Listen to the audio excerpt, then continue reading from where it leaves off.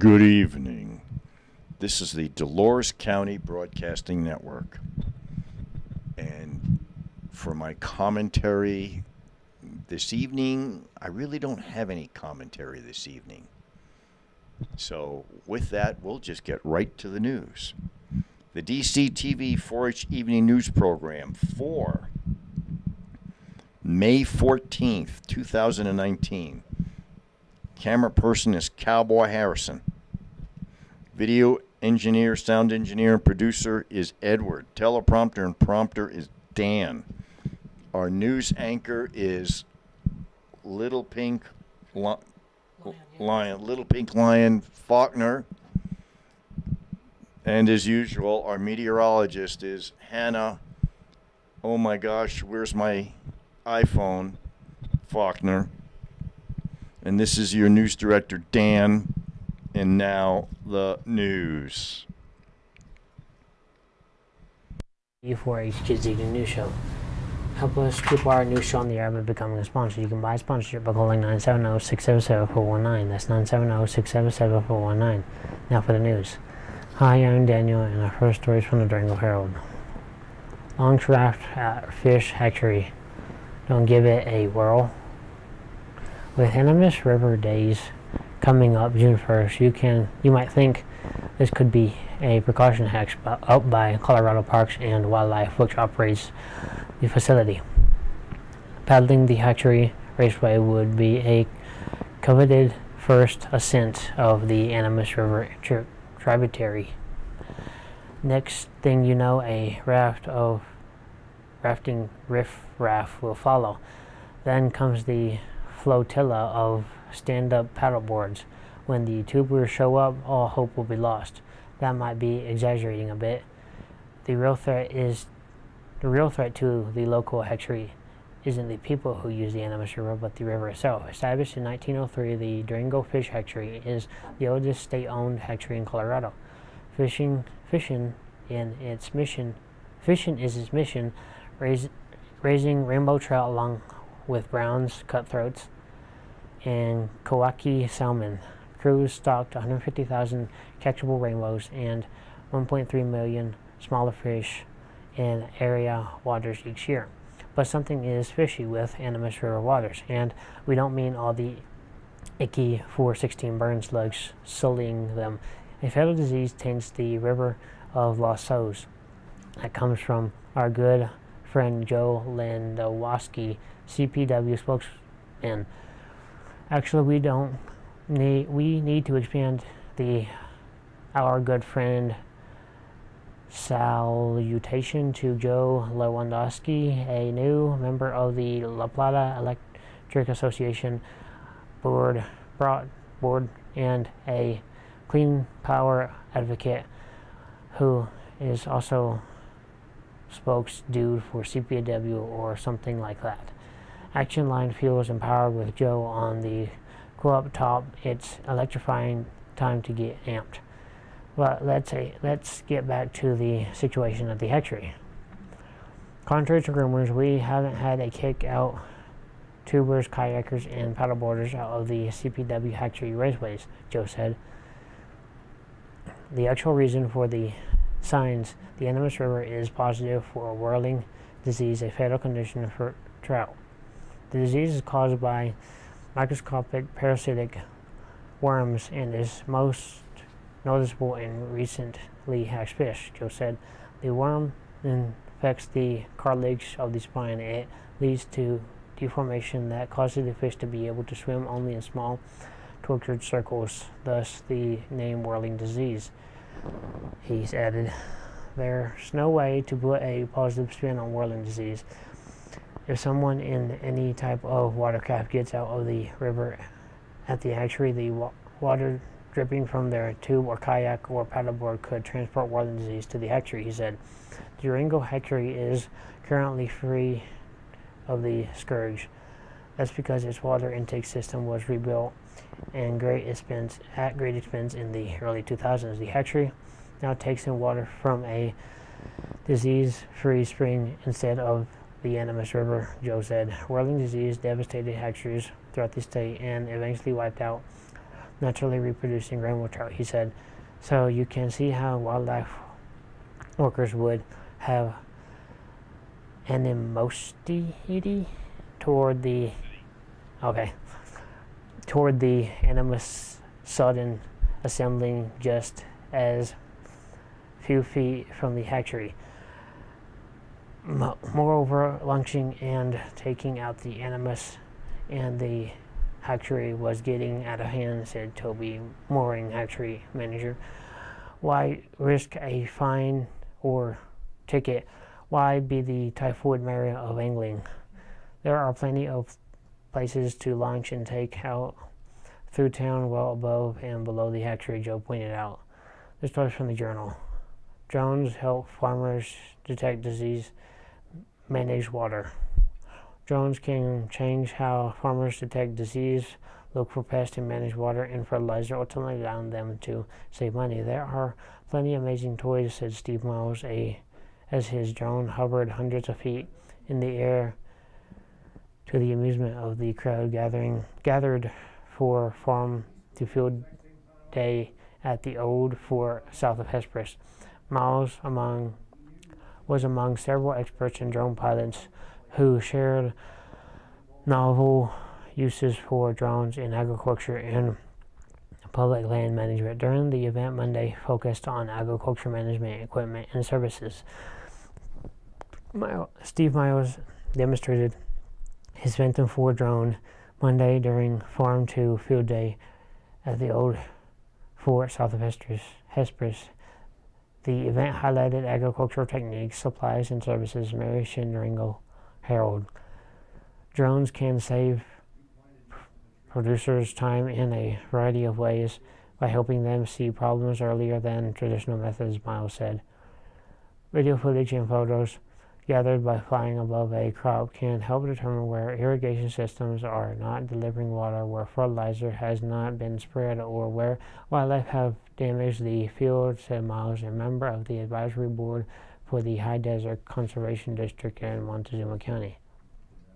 For example, when a center pivot irrigation system is broken, it can leave behind dry patterns that are easily visible in aerial footage but might be time-consuming to detect on foot, he said. Drones with infrared light and near-infrared light sensors can help farmers detect diseases in past 10 to 14 days ahead of the naked eye, said Blair Least, owner of the Raptor Visual Imaging, a La Plata County company. Steve Miles replaces a battery in his Phantom 4 drone Monday during a demonstration of drone technology at Farm to Field at the Old Fort south of Hesperus, Mary Shindringle Herald. The early detection can allow a producer to address the problem before it can spread, which means it will require less investment to fix, he said. This is the bottom line. We want to lower our inputs. We want to increase outputs, he said. A drone can also be programmed to fly over every foot of a piece of property, so the images it collects can be stitched together into a single map, he said. The highly detailed maps of property elevation can help farmers plan, such as where to install new irrigation to ensure that water is going to flow properly, he said. Drones can also help assess the quality of wildlife habitat and to determine how well the removal of invasive species has worked on public land, said Rich Allward, owner of Arid Lands Natural Resource Consulting, a grain junction company. Also, Allward said he helped determine how the quality and the species of shrubs and trees cover 28 acres will feed deer using drone technology. On foot, 28 people were needed to collect the same quality of data, he said. He expects drones will continue to allow researchers to collect far more data over huge areas. He said, there's no longer an excuse to say we can't measure that, it's too much, he said. This story from the Journal. Visiting Southwest Colorado, Ag shows support for vulnerable residents. Colorado top law officer ensured Durango's residents this weekend that he is fighting for the state's most disadvantaged, including people with mental illnesses, drug addictions, and illegal immigration statuses. Attorney General Phil Weiser, elected to the position in 2018, joined Durango State Rep. Barbara McLaughlin, 6th Judicial District Attorney Christian Champagne, and La Plata County Sheriff Sean Smith on Saturday at Durango Public Library for a town hall style forum to discuss this year's state legislative session. About 24 residents asked the panel to speak about various local, state, and national issues, including gun safety, federal law enforcement, and homelessness. Red Flag Bill, the Colorado General Assembly passed a law this legislative session that will give local law enforcement the authority to ask a judge for an attorney to take someone's guns if they pose a significant risk to themselves or others. Many have criticized the bill as unconstitutional, including at least one legal challenge to the state law, which Weiser said argues that HB 19117 violates due process, a legal principle and civic right that ensures fair treatment, though, and application of the law. But Weiser argued Saturday that the process by which a law enforcement officer must go through to seize a weapon is the same as the process and burden of evidence required to take a child from an unfit parent, except it goes farther in requiring the state of Colorado to provide someone an attorney before a gun is seized, which isn't required to take children. Some have argued that the rule also violates the Second Amendment's right to own guns, Weiser said, but that doesn't make sense either. Constitutional amendments are not absolute and are often limited by subsequent law. He said the First Amendment guarantees a right to free speech, but it's illegal to yell fire in a crowded room. For example, the Fourth Amendment protects against unreasonable search and seizure, requiring law enforcement to obtain a warrant before searching a property. But if an officer of the law is convicted of immediately dangerous situation exists, he or she may invade someone's privacy. Smith said he has supported the bill and foresees his deputies using the law as a suicide prevention tool. Immigration and Customs Enforcement federal agents have been detaining community members on suspension of violating immigration law for years. Champagne said Immigration and Customs Enforcement have asked Smith to house detainees in La Plata County Jail, but Smith refused, saying he has no authority to detain someone on suspicion of violation of civil federal law. Weiser said he is interviewing with the federal government, demanding it stop trying to commandeer local law enforcement resources. ICE agents have also begun to target individuals of the La Plata County Courthouse. Champagne said the policy undermines the system of justice.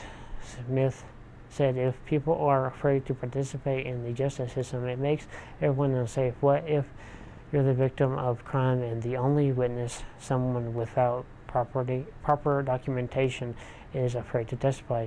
Smith said. But the orders are coming from the top, Champagne said.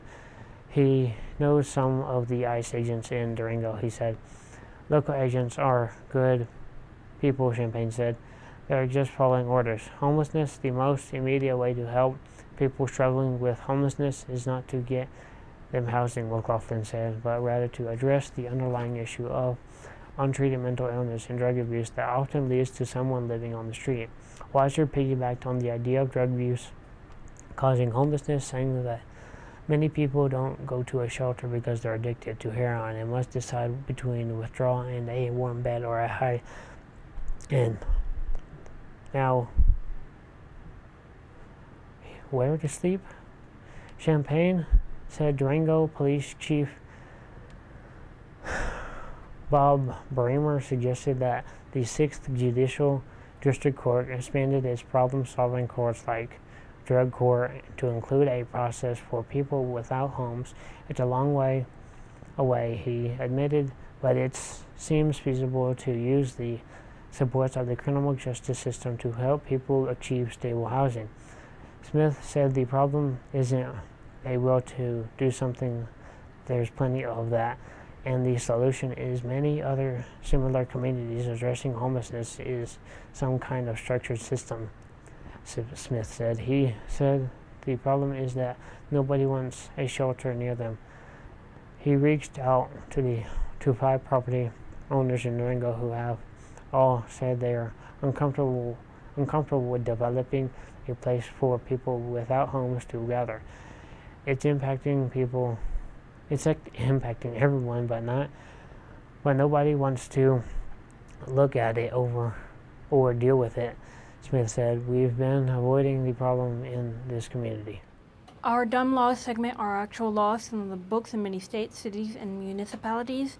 This means that these laws are still technically legal.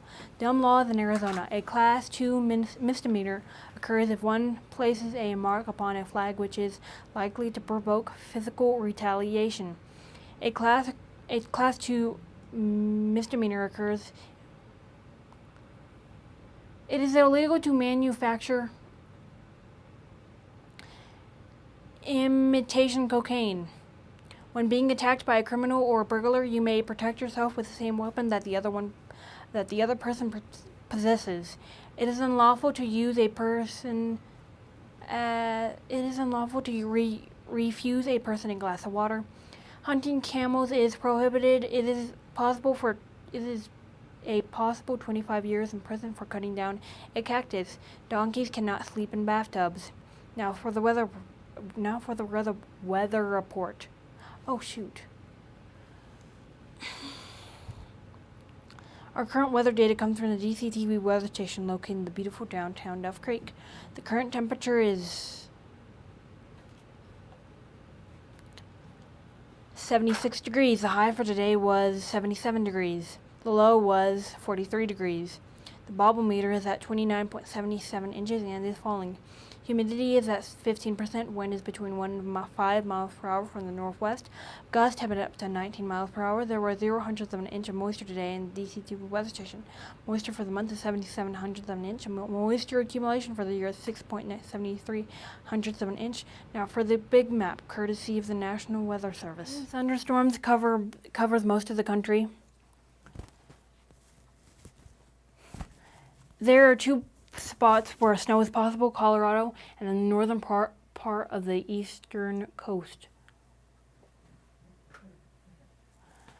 Here is our exclusive DCTV 5-day forecast. Wednesday, partly sunny, high 73, low 49.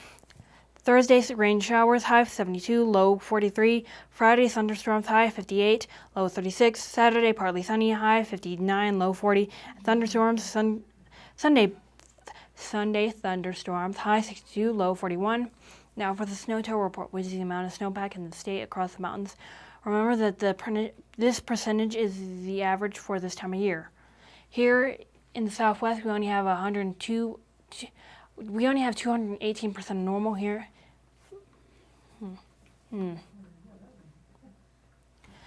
Now for the climate change report. CO2, carbon dioxide, is considered a greenhouse gas and is one of the principal causes of climate change. CO2 traps heat in the atmosphere, which causes climate instability. This results in significant variations worldwide of moisture and hot and cold temperatures, but the general climate trend of the planet is slowly warming. Therefore, it is important that we report the CO2 exchange. The following are the CO2 numbers in parts per million. Last week, 414.37. 2 weeks ago, 414.32. Last year, 410.77. 10 years ago, 389.79. 50 years ago, 327.34. Thank you, Dr. Peter Tanz of the National Oceanographic Atmospheric Administration and Michael McGee of the CO2.Earth Network for providing this information. Remember, you can help keep our kids' news by buying a sponsorship. To become To become a sponsor, just call 970-677-4119. That's 970-677-4119. Thank you. Now back to the news director.